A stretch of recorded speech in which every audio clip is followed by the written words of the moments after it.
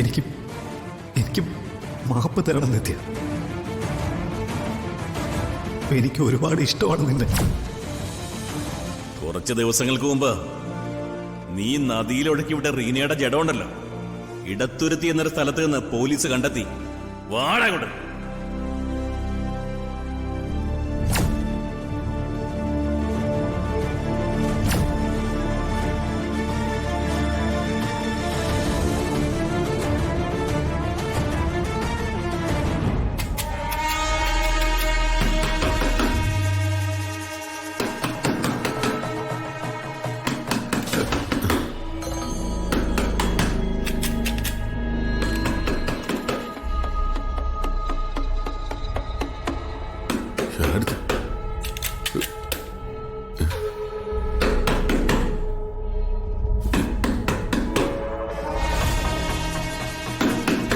யாருந்த நேரத்தில்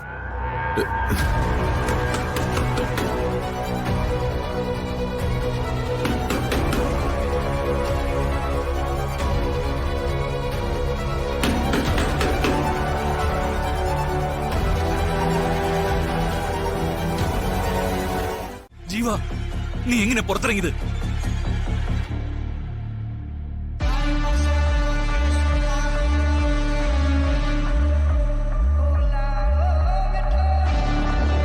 അച്ഛന്റെ രക്തത്തിന്റെ ഗുണം. അച്ഛനെ പോലെ ധീരനായ സൈനികന് പേടിത്തൊണ്ടനായിട്ടുള്ള ഒരു മകൻ ജനിക്കാൻ പാടില്ലല്ലോ. ലോക്കപ്പ് ചാടുക തടസ്സമായിരുന്നു. പുറത്ത് കാവൽ നിൽക്കുന്ന പോലീസുകാരും തടസ്സമായിരുന്നു. പക്ഷേ അതൊക്കെ ഞാൻ തകർത്തു.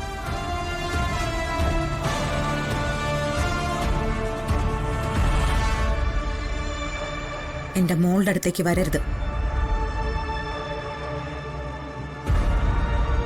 കുറച്ചു മുമ്പ് സ്റ്റേഷനിൽ വന്നപ്പോ നിങ്ങളോട് കാല് പിടിച്ച് ഞാൻ പറഞ്ഞതല്ലേ എന്നെ രക്ഷിക്കാൻ. അപ്പൊ നിങ്ങളെന്താ പറഞ്ഞേ? മനസ്സിൽ എനിക്ക് വേണ്ടിയുള്ള കർമ്മങ്ങൾ കൂടി ചെയ്ത് കഴിഞ്ഞു എന്ന് അല്ലേ?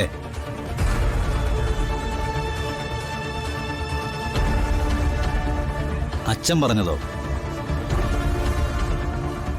എന്നെങ്കിലും പുറത്തിറങ്ങി ഞാൻ ഇവളെ തേടി വന്ന എന്നെ കൊല്ലാനുള്ള ചങ്കൂറ്റവും അച്ഛനുണ്ടെന്ന് അല്ലേ? അത് കാണാനാ ഞാൻ വന്നേ. ജീവനെ തടയാൻ ധൈര്യമുള്ളവർ തടയി, കൊല്ലാൻ ധൈര്യമുള്ളവർ വന്ന് കൊല്ല്.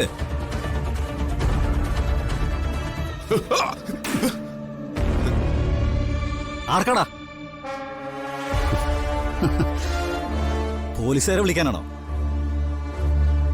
അവരാരും വരില്ലടാ. കൂട്ടത്തിൽ ചങ്ക കയറി കിടക്കുന്നവനെ നോക്കുന്ന തിരക്കിലായിരിക്കും അവര്. അതിനിടയിൽ നീ വിളിച്ച അവരാരും വരില്ല. ഞാനിപ്പോ ഇവിടെ വന്നത് ഒരു ശുദ്ധികലശം നടത്താൻ.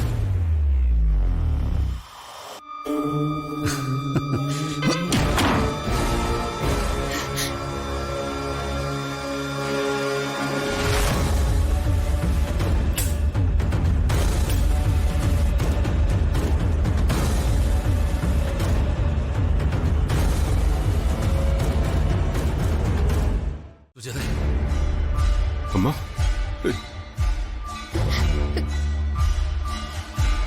എന്താ ജീവനോട് ഏറ്റുമുട്ടി ഇവരെ രക്ഷിക്കാൻ തീരുമാനിച്ചിരിക്കുകയാണോ? ഒരുപാട് ബുദ്ധിമുട്ടുമല്ലോ.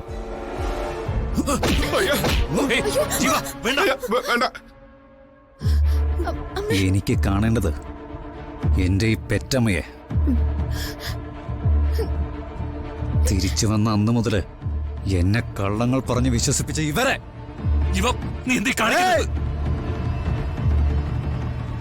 എത്ര നുണകള്, എത്ര കള്ളത്തരങ്ങള്. നിത്യയുടെയും ഹരിയുടെയും കല്യാണം കഴിഞ്ഞു എന്ന് എന്നെ ബോധിപ്പിക്കാൻ. അതേടാ, അതേടാ, എല്ലാം ഞാൻ ഉണ്ടാക്കിയതാ. നിനക്ക് ഞാൻ എന്തിനാടാ ഇവളെ വിട്ടുതരുന്നത്? കൊല്ലാനല്ലേ? എന്റെ മോളെ എനിക്ക് വേണം.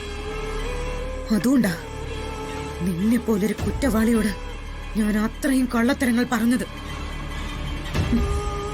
നിനക്കത് തെറ്റായിരിക്കാം, പക്ഷെ ഈശ്വരന് മുൻപിൽ അത് തെറ്റല്ല.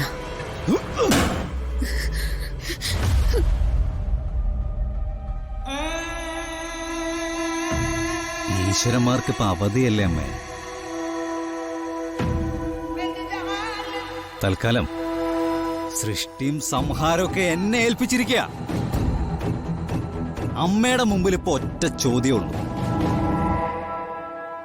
അമ്മയുടെ മുമ്പിലിട്ട് ഞാൻ ഇവളെ കൊല്ലണോ അതോ ഇവൾക്ക് വേണ്ടി അമ്മ ചാവണോ? ജീവ, അമ്മയൊന്നും ചെയ്യരുത്. വേണമെങ്കിൽ എന്നെ. അയ്യോ അമ്മ. നിനക്കുള്ള അവസരം ആയിട്ടില്ല നിത്യ.